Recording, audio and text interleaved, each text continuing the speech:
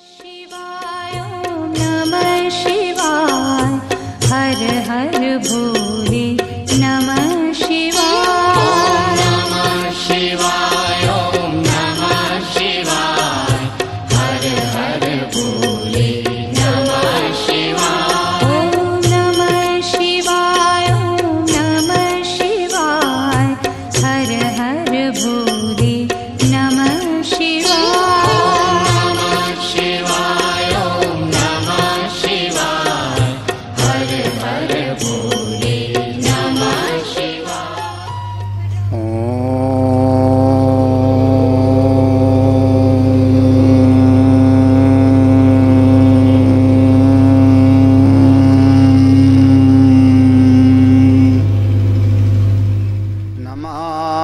भगवत्पादं शंकरं लोकशंकरं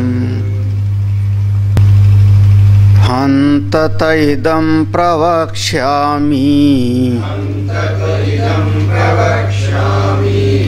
गुह्यं ब्रह्म सनातनं यथा च मरणं प्राप्य आत्मा भवति गौतम योनिमन्ये प्रपद्यन्ते शरीरत्वाय देहिनः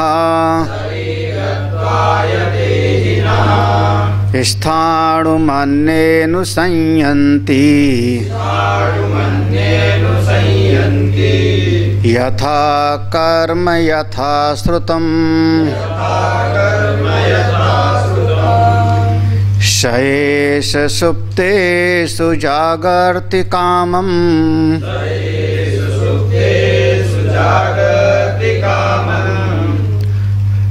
शयेष सुप्तेषु जागर्ति कामं कामं पुरुषो निर्मिमाणः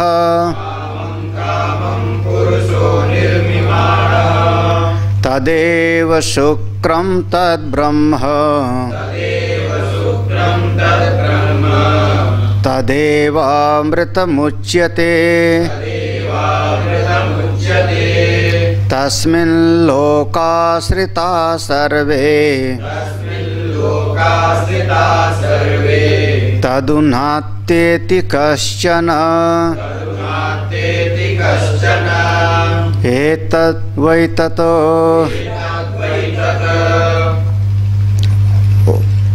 परम श्रद्धेय स्वामी जी, संत सन आत्मस्वरूप भक्तजन, यत् प्रतिज्ञातम गुह्यम ब्रह्म वक्ष्यामि इति तद आह। यमराज ने पहले एक निश्चय किया था कि मैं तुमको उस गुह्य परब्रह्म सनातन तत्व का उपदेश करूंगा। किस मंत्र में किया था? ढूंढ इसी ह्यंततः इदं प्रवक्ष्यामि गुह्यम ब्रह्म सनातन। इससे जोड़ो। यत् प्रतिज्ञातम, जिसकी प्रतिज्ञा किया था कि मैं तुमको उस सनातन चिरंतन परब्रह्म जो रहस्यमयी है उसका उपदेश करूंगा। तो उस ब्रह्म वक्ष्यामि इति, उस ब्रह्म का वर्णन करना है, उपदेश करना है। इसलिए अब यह 8वां मंत्र है। 8वें मंत्र पर देखना, या एष सुप्तेषु, या एष सुप्तेषु, या माने जो, या इसको समझना, या जागर्ति, या जागर्ति जो जागता रहता है। एष सुप्तेषु, ये प्राण आदि के सो जाने पर भी, या जागृति जो जागता रहता है, जागृत के साथ में यह लगेगा। और एष माने यह स्थूल शरीर, यह इंद्रिय आदि अपना जब सो जाती हैं तब भी जो जागता रहता है, इंद्रिय शरीर आदि के सोने पर भी जो जागता रहता है। अच्छा, जागता रहता है तो जागेगा तो कोई ना कोई काम करेगा, जागेगा तो कुछ करेगा। तो क्या करता है? तो कहते कामम कामम पुरुषो निर्विमाणः। फिर जिसकी जैसी जैसी कामना होती है उस अविद्या के कारण, और वैसे ही जैसे इस जागृत जगत में अविद्या कामना कर्म होती है, ऐसे वहाँ पर फिर से ये अपनी अपनी इच्छा के अनुसार नई सृष्टि का निर्माण करता है। हाँ, कौन सा? कामम कामम, जैसी जैसी कामना होती है वैसे वैसे यह पुरुष निर्विमाणः, वैसे स्वप्न जगत की सृष्टि कर लेता है। तो अब यहाँ पर दोनों का संबंध, जागृत अवस्था में जो जानता है वो आत्मा है, और जो फिर अपनी वासना इच्छा के अनुसार नए स्वप्न की कल्पना कर लेता है वो आत्मा है। तदेव शुक्रम तद ब्रह्म, तद एव, उसी को तुम परम शुद्ध समझो। शुक्रम माने शुद्ध, वह परम शुद्ध है, निरंजन है, क्योंकि वहाँ द्वैत ही नहीं है। अशुद्धि हमेशा द्वैत में होती है, वो अद्वैत स्वरूप है, एक ही है, तो वहाँ पर कोई अशुद्धि का हेतु नहीं, वह शुक्र है, शुद्ध है। तद ब्रह्म, उसी को हम ब्रह्म कहते हैं। तद एव अमृतम, जो उसको जान लेता है वही अमृतत्व को प्राप्त कर लिया। तद एव अमृतम, उसी को अमृतत्व कहते हैं। अच्छा, फिर इससे भी बड़ा कुछ होगा, उसको बता दीजिए। यह जो आपने कहा उसके लक्षण बताया, शुक्रम तद ब्रह्म तद एव अमृतम, यह जो लक्षण बताया विशेषण, इससे भी बड़ा कुछ होगा, इससे भी कुछ हो सकता है। तो कहते हैं तस्मिन् लोकाश्रिता सर्वे, सारा का सारा ब्रह्मांड, सारे लोक इसी ब्रह्म में आश्रित हैं। तस्मिन्, तस्मिन् माने तद ब्रह्म, उसी ब्रह्म में, लोकाः श्रिताः, सारे के सारे लोक, 14 लोक इसी में आश्रित हैं। तादु ना अत्येति कश्चन, इस ब्रह्म का कोई उल्लंघन नहीं कर सकता, इस ब्रह्म का कोई उत्क्रमण नहीं कर सकता, या समझो कि इससे परे और कुछ भी नहीं। क्योंकि जैसे आप कहोगे इससे परे तो क्या हो जाएगा?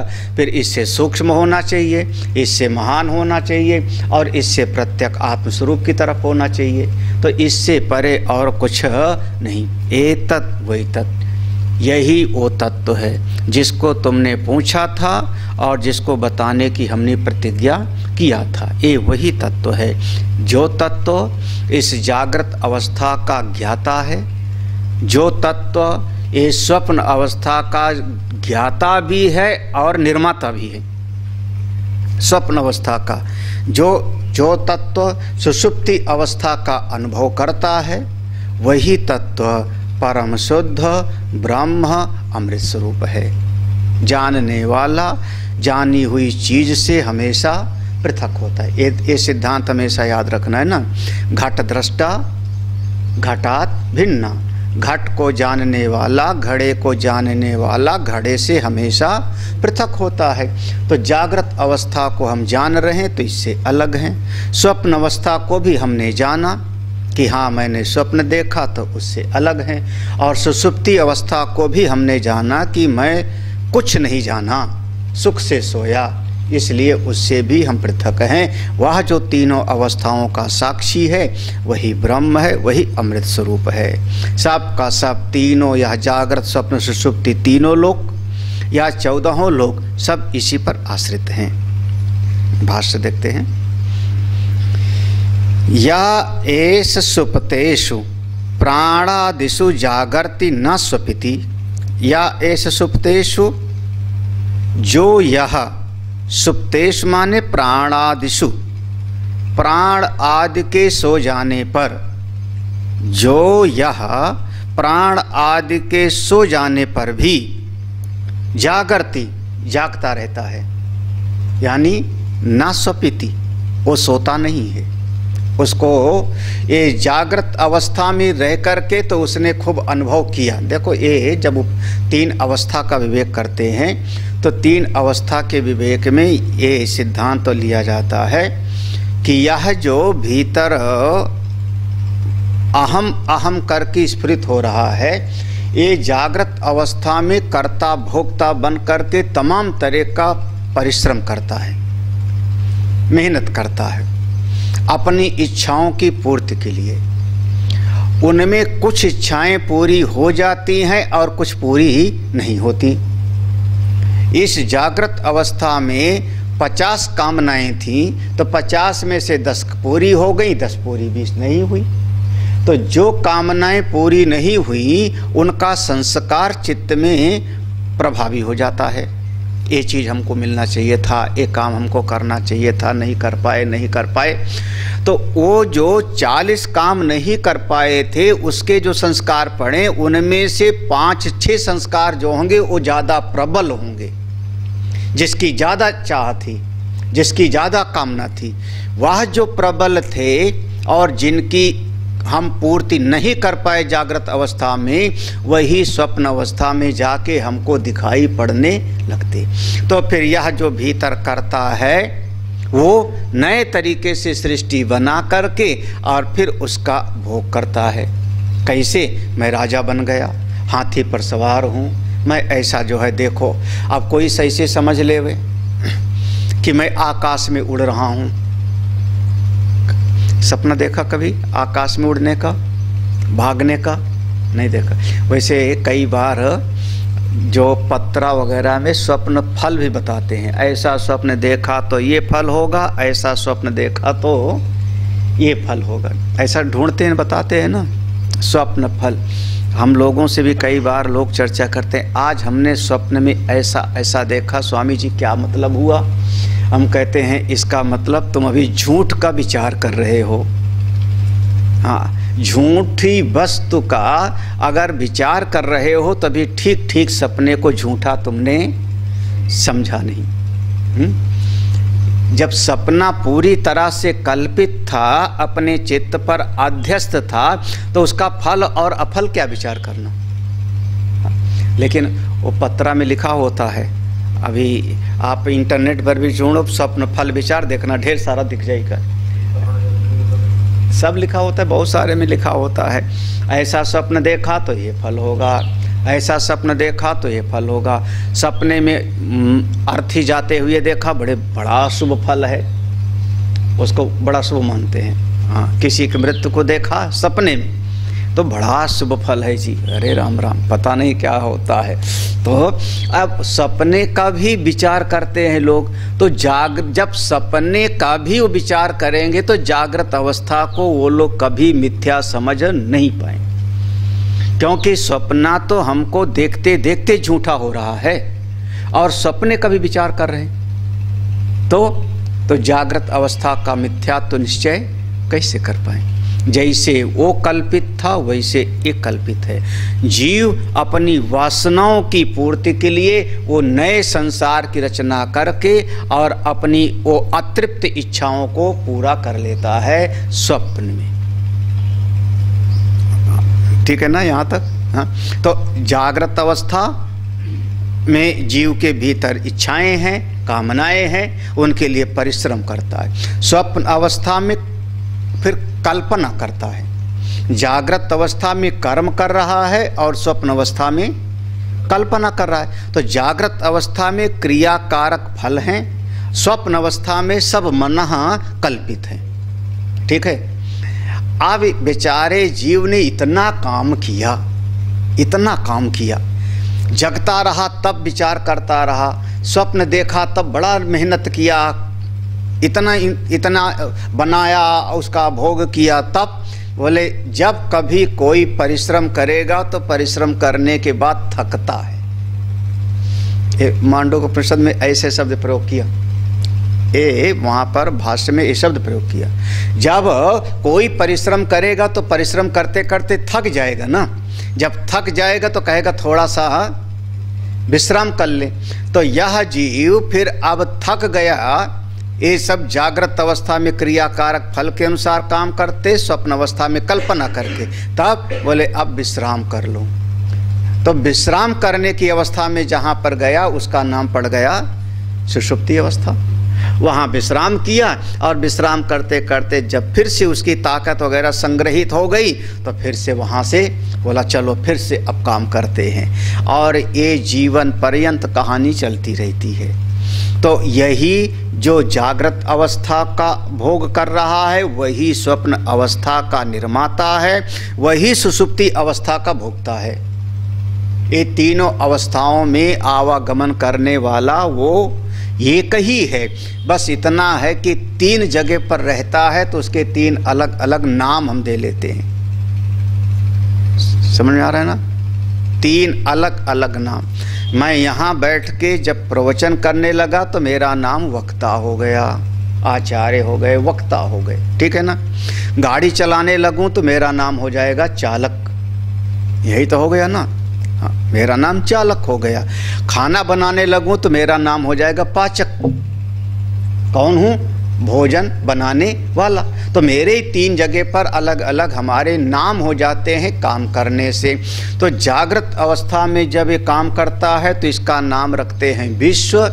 स्वप्न अवस्था में जब ये कल्पना करता है तो नाम रखते हैं तेजस। और सुषुप्ति अवस्था में जब ये सो जाता है, यही सोता है, आराम करता है, तो नाम रखते हैं प्राज्ञ।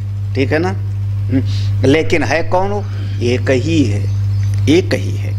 हाँ, तो वो कभी सोता नहीं। हाँ, ना स्वपिति, वो बिल्कुल कभी नहीं सोता, वो तीनों अवस्थाओं का भोग करता है। या एषु सुप्तेषु प्राणादिषु जागर्ति, जो ये प्राण आदि के सो जाने पर भी जागता रहता है, न स्वपिति, सोता नहीं। कथम, कैसे नहीं सोता?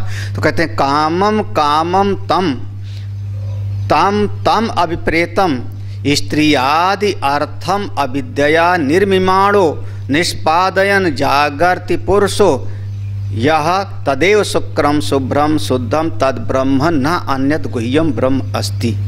हाँ हाँ, कामम कामम, मंत्र में कामम कामम है। इसका अर्थ हुआ ताम तम, जो जो उसके मन में अभिप्रेत था, जिस जिस चीज़ की उसके मन में इच्छाएं थी, कामनाएं थी। हाँ, कैसे? तो कहा स्त्री आदि। हाँ, अन्न की, जल की, स्त्री की, पलंग की, बिस्तर की, कार की, हवाई जहाज की, जो जो भी रहा। स्त्री आदि तो एक यहाँ पर उपलक्षण हो गया। स्त्री आदि अर्थम, ये सब का सब जो जो कामनाएं थी यहाँ पे और पूरी नहीं हो पाई, तो अविद्या निर्मिमाण, तो वह अविद्या मूल में बैठी रहती है, तो स्वप्न जगत में फिर से बनाता है। निर्मिमाणो माने निष्पादयन, एक नया संसार बनाता है, नया संसार बनाता है। अब बना लेता है और फिर वहीं पर भोगता है, वहीं पर सुखी दुखी हो लेता है। यहाँ की अतृप्त इच्छाएं स्वप्न जगत के निर्माण की हेतु बन जाती हैं। समझ में आ रहा है कि नहीं? हाँ, अगर कल्पना करो, अगर यहाँ सारी इच्छाएं पूर्ति हो जाए तो, हाँ, सारी इच्छाएं पूर्ति हो जाएं या इच्छाओं से मुक्त हो जाए हो, प्रजहाति यदा कामान, सारी कामनाएं मुक्त हो जाएं, तो उसको स्वप्न आएगा कि नहीं? अब ये आप लोगों के लिए, हम लोग पूज्य स्वामी अखंडानंद के आश्रम में बैठे थे, जब वहाँ रहते थे, तो कोई बद्रीनाथ से एक दंडी स्वामी आए थे, और ऐसे हम लोग गोष्ठी में 5-6 महात्मा लोग, स्वामी डॉक्टर गोविंदानंद जी, हम थे, और वहाँ महेशानंद जी थे, भक्तमाली था, 8-10 लोग बैठ के चर्चा कर रहे थे। तो इसमें कहा कि स्वप्न आता है कि नहीं? तो जो दंडी स्वामी आए थे बद्रीनाथ, उन्होंने कहा हमको स्वप्न कभी आया नहीं, हमको स्वप्न कभी नहीं आता। तो जितने और हम महात्मा लोग थे सब हंस लिए, हंस लिए। उनका जो है मतलब खंडन नहीं किया, उनका ज़्यादा पर उस पर वाद विवाद नहीं किया, लेकिन सब हंस लिए। हंसने का मतलब क्या हुआ कि ये आप या तो झूठ बोल रहे हैं या तो अज्ञानी हैं। क्योंकि अगर किसी को स्वप्न जगत का अनुभव नहीं होगा तो इस जागृत अवस्था के मिथ्यात्व का कोई हेतु नहीं रह पाएगा, तय नहीं कर पाएगा कि जागृत अवस्था मिथ्या है, झूठा है। फिर उसको बोध नहीं हो सकता, फिर उसको आत्मबोध का कोई उपाय नहीं रहेगा। हम भले कह दें जगत मिथ्या, जगत मिथ्या, दृष्टांत क्या होगा? दृष्टांत क्या होगा? दृष्टांत, सबसे प्रबल दृष्टांत हमारे सामने स्वप्न, मन की कल्पना। तो अगर किसी के मन में आज कामनाएं मिट गई, आज कामनाएं मिट गई, तो उसका अनेक अनेक बहुत सारा प्रारब्ध भी तो है ना। ये मत कहना कि ज्ञानी को सपना नहीं आता। हाँ, उसका बहुत सारा प्रारब्ध लेके शरीर आया था ना वो, तो कामनाएं मिटी नहीं बल्कि बाधित हो गई। थोड़ा यहाँ पर जरूर ध्यान देना, तत्व भेदता की कामनाएं बाधित हो गई, वो बाधित अनुवृत्तियां समाधि में है। लेकिन ये बाधित माने उसके सत्यत्व का भाव खत्म हो जाना। जैसे नीलिमा, आकाश की नीलिमा बाधित है, अब दिखाई पड़ता है, लेकिन अब उसमें सत्यत्व बुद्धि अब उसमें हमारी नहीं रही। तो ऐसे तत्ववेत्ता जो हो गए वो एक बार कामना को मिटा करके स्वरूपनिष्ठ हो गए। अब उनके भीतर ये बाधित कामना होती है। भगवान शंकराचार्य के भीतर क्यों ये भावना पैदा हुआ कि मैं अपने धर्म का उद्धार करूं? वहाँ पर अमुक महात्मा है जो अपने वेद के विपरीत बोलता है, उससे चल के शास्त्रार्थ करूं, पराजित करूं, ये भी कामना है कि नहीं? शास्त्र पर मैं भाष्य लिखूं, ये भी कामना है कि नहीं है? सभी महापुरुषों के जीवन में, पूज्य गुरुदेव के मन में कामना दिखती है, लेकिन असल में वहाँ पर होती नहीं। तो अब जो कामना भाषित है, बाधित कामना है, तो बाधित कामना से बाधित स्वप्न भी आता है। लेकिन अब उनका ना जागृत में कोई सत्यत्व बुद्धि है, ना स्वप्न में। अज्ञानी व्यक्ति, भाष्यकार ने इसलिए लिख दिया, स्त्रियादि अर्थम अविद्या निर्विमाणा। स्वप्न अवस्था में जो अविद्या से, अविद्या अगर बैठी है, ज्ञान हुआ नहीं, अविद्या है, तो अज्ञानी जीव है। तो अज्ञानी जीव जो बना करके तमाम तरह का स्वप्न देखता है, निष्पादयन वो सब देखता है, वो फिर उसका एक लोक हो गया, स्वप्न लोक। और तत्ववेत्ता की वो लीला हो जाती है। देवस्य एष स्वभावः आप्त कामस्य का स्प्रिया, फिर उसकी लीला हो जाती है, उसका एक मनोराज्य हो जाता है। हाँ, और जो अज्ञानी होता है उसके लिए स्वप्न एक अनुभव का क्षेत्र हो जाता है। तो कामम कामम, हाँ भाष्य में ही देखो, बस इतना है। कामम कामम माने तम तम, जो जो उसको अभिप्रेत था, उसके मन में इच्छाएं थी, स्त्री आदि अर्थम, तमाम तरह की विषयों की, धन पशु स्त्री आदि की, अविद्या बीच में बैठी है, तो अज्ञान के कारण निर्मिमाण, उसका सबका निर्माण करता है, निष्पादयन, सबको बना लेता है। कहाँ? सपने में। तो उस बनाने के बाद भी जागृति पुरुष, उसको भी कोई ना कोई जानता रहता है। अब यहाँ पर समझना, स्वप्न का एक विषय है, स्वप्न का विषय है, और स्वप्न जगत के उस विषय से सुखी दुखी होने वाला भी एक है। ठीक है ना, समझना चाहिए। स्वप्न पुरुष है और स्वप्न का जो है वहाँ पर स्वप्न अवस्था अभिमानी तेजस है, उससे सुखी दुखी हो रहा है। और इन दोनों को देखने वाला एक दृष्टा रहता है अलग से, दोनों को जानने वाला, बिल्कुल तटस्थ, उसका कोई लिपाई नहीं माने। जैसे इस समय पर विषय सारे दिखाई पड़ रहे हैं, इन विषयों से हमारे भीतर थोड़ा सुख और दुख भी हो रहा है, कर्ता भोक्ता भी हूँ। तो ये सारे विषय को भी और ये अपने कर्ता भोक्ता वाले जीव को भी, ये दोनों को जानने वाला एक अलग है, बिल्कुल तटस्थ होकर के जान रहा है साक्षी भाव में। ऐसे स्वप्न में वह एक स्वप्न दृष्टा पुरुष है, जागृत पुरुष। नहीं क्लियर हो रहा? जागृत पुरुष ये शरीर है, ठीक है, ये जागृत अवस्था है ना। जागृत इस शरीर को जानने वाला भीतर एक है, जिसको आपने कहा जीव, कर्ता, भोक्ता, ठीक है ना, ये जानने वाला है। लेकिन ये जागृत विषयों को भी और जागृत इस कर्ता भोक्ता को भी प्रकाशित करने वाला कोई एक अलग है। वो कौन होगा? वो वैश्वानर होगा, ठीक है। ठीक इसी प्रकार से स्वप्न जगत में जाओ। स्वप्न जगत में सारा स्वप्न का वस्तुएं बनी, उसको हम कहते हैं स्वप्न का विषय, स्वप्न पुरुष। जो वहाँ भाग रहा है, दौड़ रहा है, वो स्वप्न पुरुष है। और उस स्वप्न से सुखी दुखी होने वाला एक और है, सुखी दुखी हो रहा है। हाँ, कौन हो रहा है? बोले वो जिसने स्वप्न को बनाया और उससे सुखी दुखी हो रहा है। स्वप्न दर्शक और स्वप्न दर्शक दोनों का प्रकाशक एक स्वप्न दृष्टा है। हाँ, जो स्वप्न दृष्टा है वो तेजस नहीं होगा। तेजस बन के वो भोक्ता बन रहा है, विश्व बन के जागृत अवस्था का भोक्ता बन रहा है।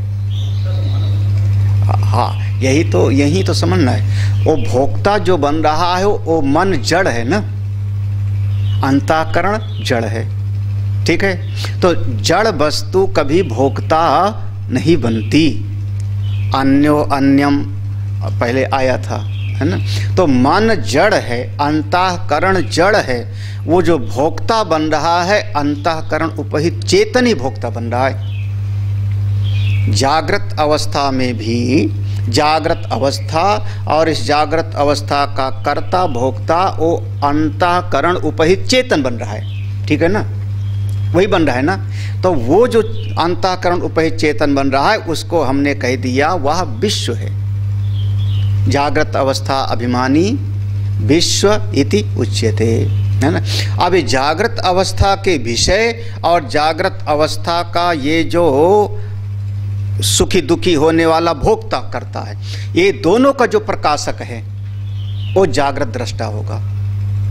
उसको हम कहते हैं साक्षी। वैश्वानर हम तब उसको कहेंगे जब उसको हम समष्टि से एक करेंगे, तब कह देते हैं। विराट और विश्व को जब एक करके बताना होगा तब हम वैश्वानर कह देते। हाँ, वैसे अच्छा, बार बार आप क्या सुन रहे हो, लगातार सुन रहे हो कि यह जो चिदाभास है क्या शुद्ध आत्मा, शुद्ध ब्रह्म। जब उपाधि वाला बन गया तो कारण ब्रह्म, यही पढ़ा ना। उपाधि वाला बना तो कारण ब्रह्म बना। जब सृष्टि बन गई तो क्या हुआ? कारण ब्रह्म। ये जो कारण ब्रह्म है जब उपाधि के साथ युक्त हो गया तब एक कारण हो गया, बीज हो गया सारे का। और अगर उपाधि से अपने आप को किनारे कर ले हुए तो यही शुद्ध ब्रह्म है। नहीं समझ में आ रहा था? हाँ? तो अच्छा, उस मंत्र को याद करो, ऋतम पिबंतो सुकृतस्य लोके। वहाँ समझाया था ना कि यह जो जीव बन करके, जीवात्मा बन करके अपने कर्मों का फल भोग रहा है। कब भोग रहा है? जब अनेक अनेक उपाधियों को धारण करके, यही ना, अनेक अनेक उपाधियों को धारण करके ये भोक्ता बन गया, कर्म फल का भोक्ता बन गया। और अगर यही सारी उपाधियों को छोड़ दे तो कौन हो गया वे? हाँ, जब सारी उपाधियों को छोड़ दिया तो वही तो हो गया ना शुद्ध चेतन। अलग कहाँ हुआ? ये लगातार इस विषय को हम समझा रहे हैं ना। तो जब ये जागृत अवस्था का जानने वाला बन रहा है तो कौन बन गया? जागृत अवस्था अभिमानी, ठीक है ना। और जागृत अवस्था को भी छोड़ दे और जागृत अवस्था के अभिमान को भी छोड़ दे तब वो दृष्टा हो गया ना। दृगेयो न तो दृश्यते, तब वो दृष्टा हो जाएगा। हाँ, बिल्कुल इसी सिद्धांत को स्वप्न अवस्था में ले आओ। स्वप्न अवस्था है और स्वप्न अवस्था का अनुभव करने वाला है। हाँ, स्वप्न अवस्था है, स्वप्न अवस्था से सुखी दुखी होने वाला है, ठीक है ना। इसीलिए हम वहाँ दृष्टा के बजाय स्वप्न दर्शक कह लो। हाँ, तो जैसे दृश्य, दर्शक और दृष्टा भेद करो। हाँ, दृश्य दर्शक दोनों के बीच में जो संबंध बनेगा उसको नाम दे लो दर्शन। ये हो जाएगी त्रिपुटी। त्रिपुटी कैसे बन रही? दृष्टा के साथ मत जोड़ो। हाँ, दृश्य है, दृश्य को देखने वाले का नाम पड़ा दर्शक, और दोनों के बीच में जो संबंध बना उसका नाम हो जाएगा दर्शन। तो त्रिपुटी बन गई ना, जैसे प्रमाता, प्रमेय और प्रमाण की त्रिपुटी बन गई ना यहाँ पे। तो दृश्य है, दर्शक है, दोनों के बीच के संबंध बना दर्शन। तो ये त्रिपुटी जो बनी, तीनों त्रिपुटी का दर्शक, दृश्य और दर्शन तीनों का जो प्रकाशक है वो कौन है? वो शुद्ध हो गया। उसको हम कह रहे हैं दृष्टा, वह शुद्ध दृष्टा है। हाँ, हाँ, ये भगवान भाष्यकार ने इसीलिए यहाँ पर एक शब्द लिख करके छोड़ दिया, अविद्या। इतने में समझना, अविद्या निर्मिमाणः निष्पादयन्। हाँ, तो इसके बीच में जागृति पुरुष जो वह दृष्टा बन के बैठा है। अब समझना, यहाँ पर आ जाओ। हाँ, यहाँ पर उस तत्व का निरूपण हो रहा है। हाँ, अब यहाँ पर दर्शक का निरूपण नहीं हो रहा है, भोक्ता कर्ता का निरूपण नहीं हो रहा है। ये जो जागृत अवस्था का कर्ता भोक्ता है उसका निरूपण नहीं हो रहा है, क्रियाकारक फल के भीतर का निरूपण नहीं हो रहा है। कौन है? इसके बीच में जो जागृत पुरुष जो सबका प्रकाशक है, सब कर परम प्रकाशक जोई राम अनादि अवधि। वो ले आओ, जो प्रकाशक है वो कौन है? वही पुरुष है, वही पुरुष है साक्षीवत। अभी फिर शायद पढ़ें कि नहीं, हम लोग पढ़ चुके कि नहीं, एक है नाट्य दीप प्रकरण पंचदशी का, पंचदशी का ये। हाँ, तृप्त दीप, जैसे दीप प्रकरण में 5 अध्याय हैं, विवेक प्रकरण में 5 अध्याय हैं, विवेक प्रकरण में 5 अध्याय हैं, दीप प्रकरण में 5 अध्याय हैं, और फिर आनंद प्रकरण में 5 अध्याय हैं। तो 5-5 अध्याय के 3 पार्ट हुए, तो पंचदशी। तो वह जो नाटक में जो एक दीपक प्रकाशित हो रहा है वो कैसा है? बिल्कुल निर्लिप्त सारे दृश्य से, चाहे वह दर्शक रोए, चाहे दर्शक हंसे, रंगमंच पर चाहे जो कुछ होता रहे, वो सबका प्रकाशक, बिल्कुल असंग रहते हुए। उसी प्रकार से जागृत पुरुष जो प्रकाशक रहते हुए ये स्वप्न अवस्था, जागृत अवस्था दोनों को वह केवल प्रकाशित कर रहा है, शक्ति दे रहा है। तादेव शुक्रम, वही शुभ्रम, वही शुद्ध है, शुद्धम, शुभ्रम श्वेत है, शुद्ध है। ताद ब्रह्म, वही परब्रह्म है, वही परब्रह्म है। ना अन्यत गुह्यम ब्रह्म अस्ति। देखो अब इसको फिर से निषेध करके कहते, ना अन्यत गुह्यम, इससे अलावा और कोई रहस्य वाला ब्रह्म नहीं है। अगर समझ सको तो यही ब्रह्म है, यही ब्रह्म है आपके भीतर। अब बिल्कुल सरल भाषा में कह रहा हूँ, सरल भाषा में समझना। आपके भीतर एक शक्ति है, एक शक्ति है। हाँ? वही चेतन शक्ति जब अंतःकरण आदि की उपाधि से इस सारे जगत का भोग करने लगता है, तब आप संसारी बन गए। फिर वो वाला पक्षी बन गए जो मीठा फल खाया तो सुखी, कड़वा फल खाया तो दुखी, यही ना। और वही जो शक्ति है, जब ये सारे अपने जो है पर्दे को हटा दिया तो ना दृश्य रहा और ना ये कर्ता भोक्ता रहा, तब वही तदेवम शुक्र ब्रह्म। हमको कठिन नहीं लग रहा, हमको तो बहुत आसान लग रहा है अगर समझे तो। हम चालक कब बने, पाचक कब बने? चालक बने, पाचक बने कब? जब कोई ना कोई काम करने लगे तभी ना। हाँ, फिर अब किसी ने कहा बहुत बढ़िया भोजन बनाया तो हृदय बड़ा गदगद हो गया। किसी ने कहा नहीं नहीं खराब बना, हृदय हमारा टूट गया। यही ना कब जब बन गए थे आप पाचक। हाँ? आपको अपनी एक बुद्धि रूपी बुद्धि का बड़ा अभिमान है, मैं बहुत बुद्धिमान हूँ, क्या क्या कहेंगे, इंटेलिजेंट हूँ, जीनियस हूँ। यही ना, किसका अभिमान हुआ?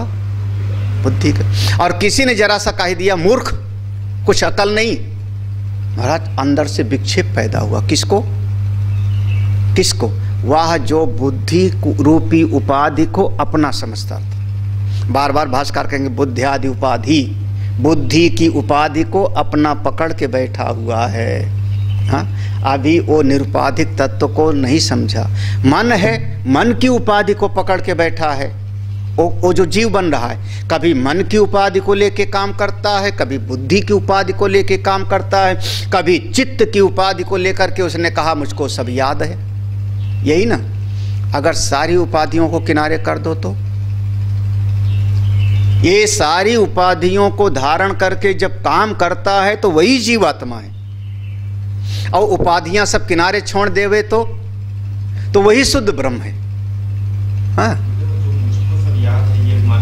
हाँ, तो हमारी बुद्धि को कोई मंत्र याद है, और हम अगर ये नहीं मानते कि हमको नहीं याद है, बुद्धि को याद है, तो बुद्धि को सारे मंत्र याद होने चाहिए।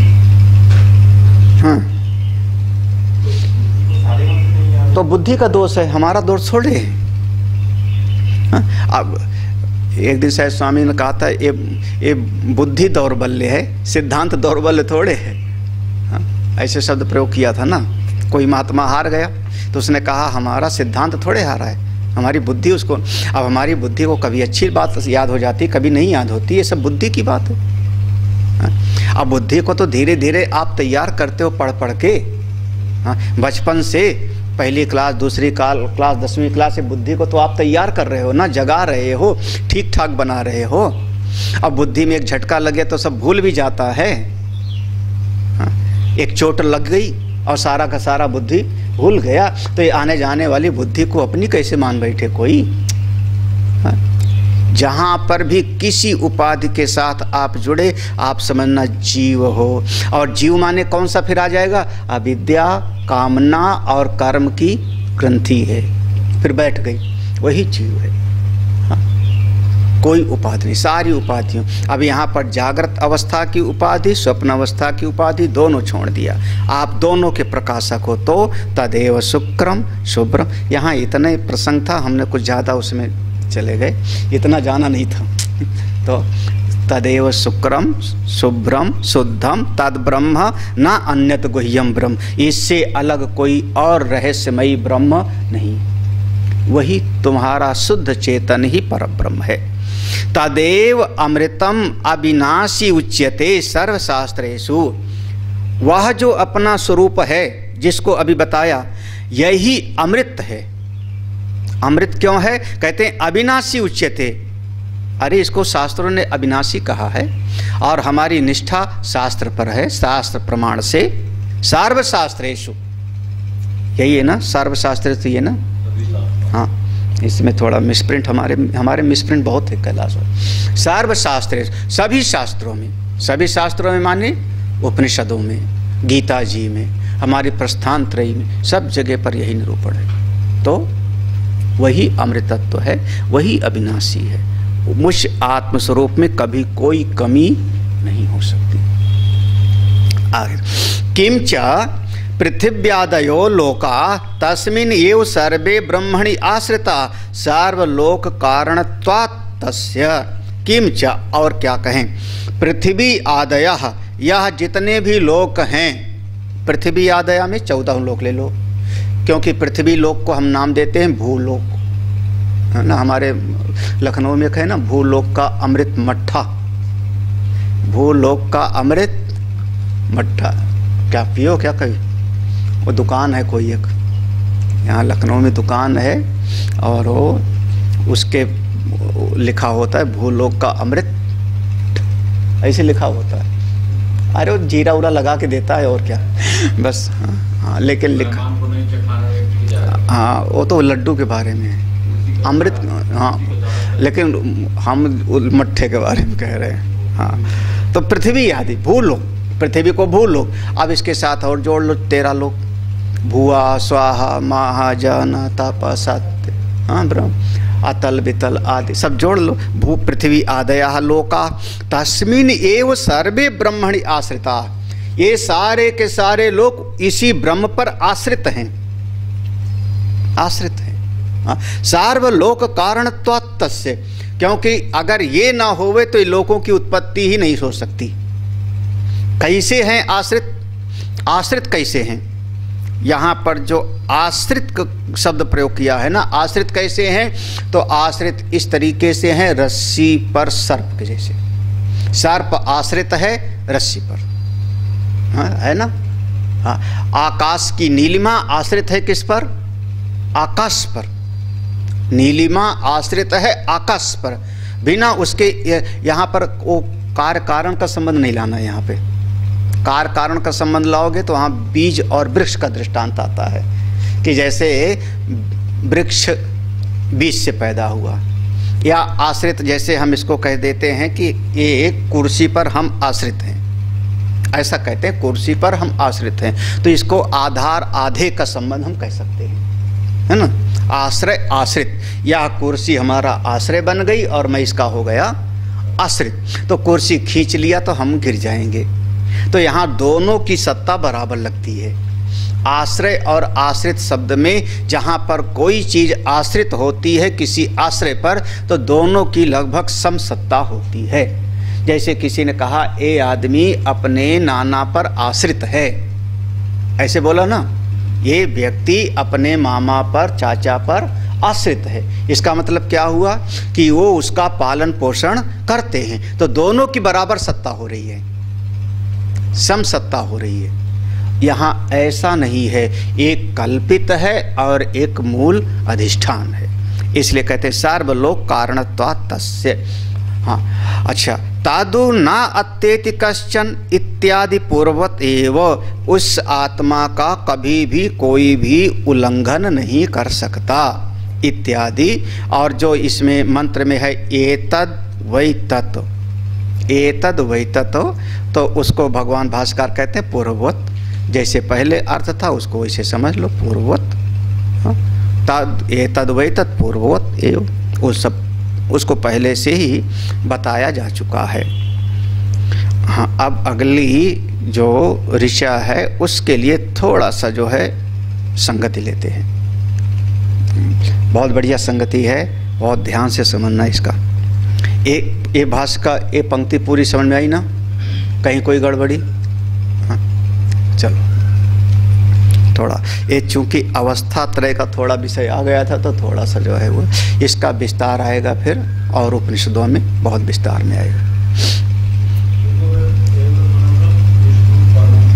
तद विष्णु परमं पदम।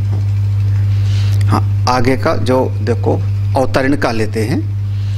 अनेक तार्किक कुबुद्धि विचलित अंतःकरणानां प्रमाण उपपन्नम अपि आत्म एकत्व विज्ञानम अस्कृत उच्यमानम अनृज बुद्धीनाम ब्राह्मणानां चेतसि न अधीयते इति तत्प्रतिपादन आदरवती पुनः पुनः आह श्रुति। हमारी स्थिति क्या है देखो, यहाँ से शुरू किया। अनेक तार्किक कुबुद्धि विचलित अंतःकरणानाम, मनुष्य का जो स्वाभाविक आज की स्थिति क्या है, अनेक तार्किक, बहुत सारे इस समाज में तर्क वितर्क करने वाले लोग हैं। और वो तर्क वितर्क करने वाले कैसे हैं, उनकी कुबुद्धि। हाँ देखो, बुद्धि तो है, हाँ देखो कुबुद्धि शब्द अनेक तार्किक, तार्किक माने तर्क वितर्क करने वाले, उनके पास बुद्धि तो है, लेकिन बुद्धि कैसी है, कुबुद्धि। हाँ, कु लग गया तो एक शब्द प्रयोग करेंगे, कुत्सित बुद्धि, निंदनीय बुद्धि, जो सुख नहीं देती किसी को। कुबुद्धि, कुबुद्धि माने जो सुख का संचार नहीं करती, ना तो बुद्धि के आश्रय पर जीव में और ना ही सुनने वाले पर, उसको हम कहेंगे कुबुद्धि।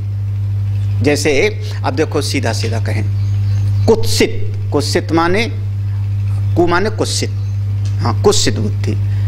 जैसे चार जो है कोई बैठ जाओ में, और चार बैठ करके मिल करके, चार तीन बैठ करके और किसी की निंदा करने लगे, चुगली, हाँ हाँ चुगली करने लगे, निंदा करने लगे, तो उस निंदा करने में बुद्धि लगेगी कि नहीं लगेगी? हाँ, निंदा करने में बुद्धि का काम होगा कि नहीं होगा? हाँ, उसने ये किया, वो वहाँ पर था, वहाँ पर वो घूर रहा था, वो ऐसा देख रहा था, तो उस बुद्धि तो लगी, लेकिन उससे कोई श्रेष्ठ चीज का सृजन नहीं हुआ, बल्कि जो सुनने वाला था उसका भी बुद्धि खराब हो गई और सुनाने वाले की बुद्धि तो खराब थी। तो कौन हो गया? कुत्सित बुद्धि, कुत्सित बुद्धि। देखो इसीलिए बहुत बार जो है टीवी और ये सब के ज्ञान से संकोच करना पड़ता है, कुत्सित खराब हो जाती है। कभी उसने किस, और ये अपने शास्त्र के बारे में कोई ना कोई निंदा कर देगा। क्या लिखा है आपके रामायण में, क्या लिखा है आपके भागवत में? हाँ, आपके भागवत में यही लिखा है, यही भगवान तुम्हारे हैं, कृष्ण भगवान ऐसे होते हैं, कोई ऐसे होते हैं राम पीछे छुप के मारे, ये कौन सा राम है? लो, राम का, कृष्ण का, महात्मा का, आचार्य का कोई ना कोई निंदा बुराई, वो सब के सब सुना सुना करके साधक की बुद्धि को विचलित कर देते हैं। भगवान ने गीता में बहुत बढ़िया श्लोक दिया, अभी भाष्य है गीता में, आप याद करो। श्रुति विप्रतिपन्ना ते यदा स्थास्यसि निश्चला।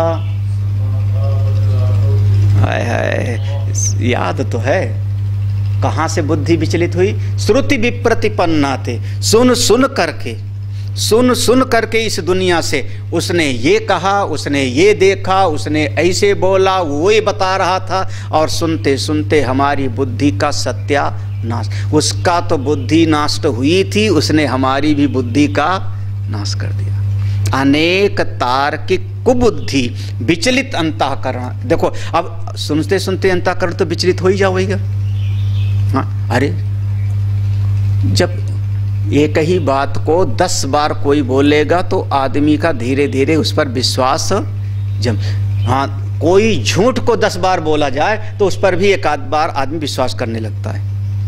इसका नाम हो गया विचलित अंतःकरण। विचलित अंतःकरण विचलित हो जाएगा।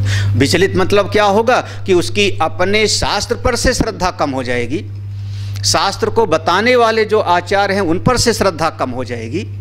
जब श्रद्धा कम हो जाएगी तो जो वो सूक्ति थी श्रद्धावान लभते ज्ञान, वो फिर फल नहीं देगी अपन, क्योंकि ज्ञान कौन दे रहा है? श्रद्धावान लभते। श्रद्धा अगर हेतु है तो ज्ञान होगा, श्रद्धा कम हुई ज्ञान में कमी हो गई।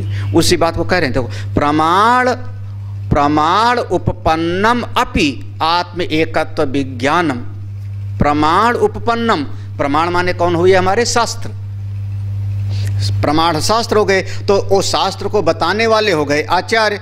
तो प्रमाण के अनुसार, साचार के अनुसार उपपन्नम, उनसे जो भाव पैदा हुआ, साफ साफ बता रहे हैं कि तुम आत्मा हो, आत्म एकत्व विज्ञानम, तुम आत्मा हो, सबकी आत्मा एक है। कौन बता रहे हैं? प्रमाण और प्रमेय व्यवहार हो रहा है। प्रमाण कैसे पता लगा?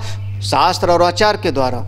और उसके बावजूद भी आत्मा के एकत्व का विज्ञान नहीं होता। क्यों? क्योंकि जब शास्त्र हैं तब शास्त्र में संशय आ गया या आचार में संशय आ गया, तो कैसे हो गई? संशय डाला किसने? किसने डाला? बोले कोई कुतर्की ने डाल दिया होगा, कोई ऐसे संसारी आदमी ने डाल दिया होगा, हाँ, कोई जो स्वयं दुखी होगा उसने डाल दिया। ओह, कहते थे ना,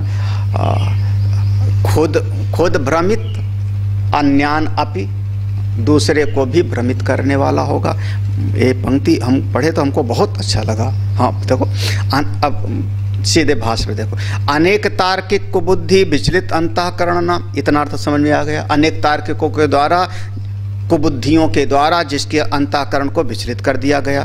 प्रमाण उपपन्नम अपि, प्रमाण प्रमेय के द्वारा जिस बात को साफ साफ बताया जा रहा है, किस बात को? आत्मा एकत्व विज्ञानम, आत्मा की एकता का विज्ञान। अस्कृत उच्यमानम, बिल्कुल स्पष्ट आचार्य आदि के द्वारा बता दिया जा रहा है, गुरु जी के द्वारा। और उसके बावजूद आनृच बुद्धि नाम ब्राह्मणा नाम, आनृच बुद्धि नाम माने जिसकी बुद्धि सरल नहीं। अब बुद्धि उसकी भ्रमित हो गई, विचलित हो गया, तो बुद्धि सरल नहीं रही। भले वो ब्राह्मणा नाम, वो साधक था, साधना के मार्ग पर चला था, लेकिन चेतसि न अधीयते, उसके अंतःकरण में यह ज्ञान टिकता नहीं। क्यों नहीं टिकता? क्योंकि अब अनृज बुद्धि नाम उसकी बुद्धि सरल नहीं रह गई। फिर जो उच्यमान जो आचार्य लोग बता रहे हैं उन पर उसका श्रद्धा नहीं रहा, प्रमाण पर शास्त्र पर श्रद्धा थोड़ी कम हो गई। अब हम अपने यहाँ पर जैसे समझ लो आर्य समाजी हो, आप सनातनी हो, है ना, हमारी निष्ठा भगवान की मूर्ति पूजा में है, लेकिन कोई आर्य समाजी के साथ आप बैठना उठना शुरू कर दो, बातचीत करना शुरू कर दो, 1 दिन 2 दिन 4 दिन 10 दिन वो बार बार सुनाने शुरू कर देगा। हाँ, कि वो शंकर जी के ऊपर चूहा चला गया तो उन्होंने कहा कि जो चूहे से भी अपनी रक्षा नहीं कर सके वो हमारी रक्षा क्या करेंगे। बचपन का नाम मूल शंकर था, मूल शंकर इनका स्वामी दयानंद जी का, यहीं से उनका जीवन में बदलाव आया था। ये मूर्ति कहाँ से भगवान है? अरे मूर्ति में भगवान होते तो क्या इतना कुछ हो रहा है दुनिया में, घटनाएं हो रही, भगवान रक्षा ना कर लेते? फिर मूर्ति को तो हमने बनाया ना, मूर्ति को तो आदमी ने गढ़ा ना। तो अब तरह तरह के वो आर्य समाजियों का कुतर्क सुनते सुनते बुद्धि हो गई हमारी, और अब हम सनातनी फिर पूजा करने बैठोगे तो मन में कभी न कभी आ ही जाएगा, मूर्ति कोई परमात्मा थोड़े हैं। सही बात। अच्छा, कभी आपके अब वो एक घटना पढ़ा हमने सत्यार्थ प्रकाश आदि में कि वो चूहा जा रहा था शिवरात्रि के दिन, ऊपर चढ़ गया था शंकर जी के, और वहाँ से उनके मन में आया आज हमारे मंदिर में भी भगवान के पास में 4 चींटियाँ चढ़ गई। अब चित्त में वही आएगा ना, बात तो बिल्कुल सही है। बताओ, चींटियों से भी नहीं बच पा रहे हैं तो हम क्या करें? जिनको हमने बनाया वो बताओ, हाँ वो भी तो बताओ। तो फिर इसलिए जो है ये जब हुआ क्या, यहाँ पर वही चीज़ बहुत ध्यान से समझना, इस पंक्ति को इतना समझ लेना कि जो कुबुद्धि वाले हैं, तार्किक हैं, उनके इसलिए ऋषियों ने कहा दुस्संगा सर्वथा एव त्याज्य। दुस्संग, हाँ विचलित नहीं है, विचालित अंतःकरण, विचालित कर दिया गया, चलायमान कर दिया हमारे अंतःकरण को। अच्छा भला श्रद्धा से हमारा अंतःकरण युक्त था, उसको विचलित कर दिया, हिला डुला दिया उन्होंने। जैसे आपका दही जमा था, उसको घड़े को हिला दिया। हाँ, शाम को दही जमाओ, हाँ ये बहुत बढ़िया। दूध रखा गर्म करके, उसमें जामुन डाल दिया, अब उसको एक बच्चा सब बैठ जावे और दिन भर हिलाता रहे तो दही जमेगा?